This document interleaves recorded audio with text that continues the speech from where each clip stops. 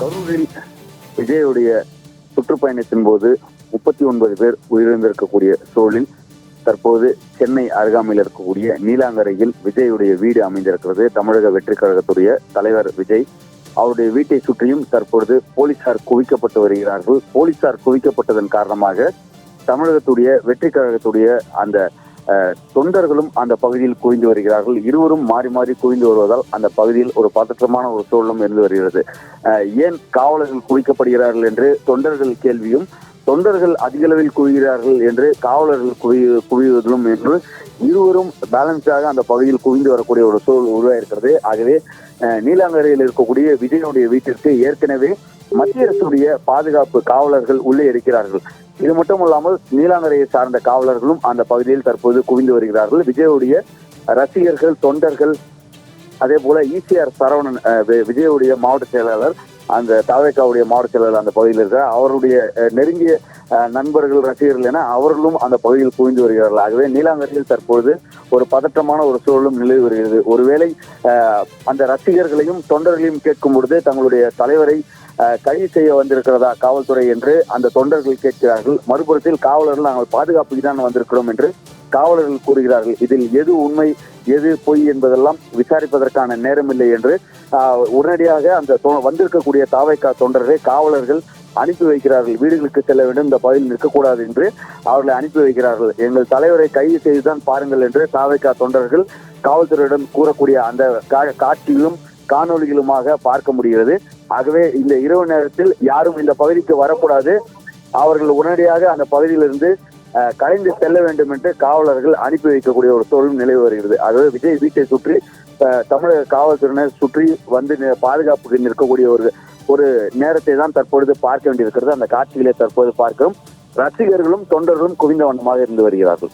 வீட்டிற்கு வெளியே காவலர்கள் நின்று கொண்டிருக்கக்கூடிய அந்த காட்சிகளை நாம் தற்போது பார்த்து வருகிறோம்.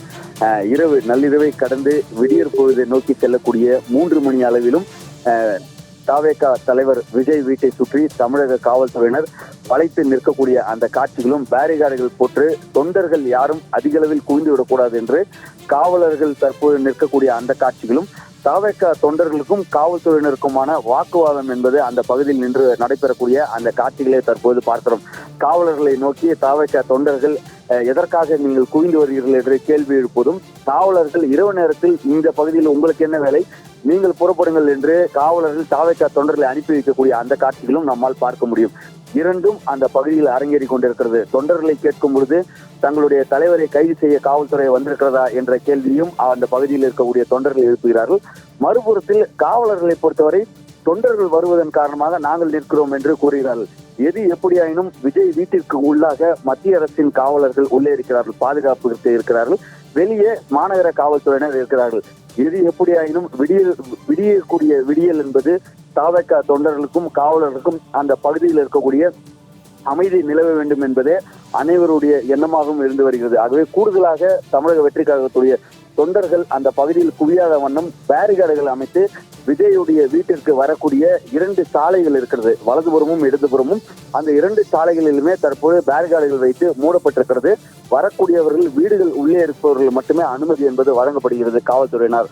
அது மட்டும் இல்லாமல் காவலர்கள் தொடர்ச்சியாக நிற்கக்கூடிய காவலர்கள் யார் யார் வருகிறார்கள் என்ற ஒரு கண்காணிப்பு பணியிலும் ஈடுபட்டு வருகிறார்கள். அதே போல விவிஐபிகள் இருக்கக்கூடிய பகுதிகளாக இருக்கிறது. விஜய் வீட்டை சுற்றி இருக்கக்கூடிய வீடுகள் அனைத்தும் மிகவும் முக்கியஸ்தர்கள், அதே போல தொழிலதிபர்கள், நடிகர்கள், நடிகைகளுடைய வீடுகள் இருக்கக்கூடிய பகுதியாக இருக்கிறது.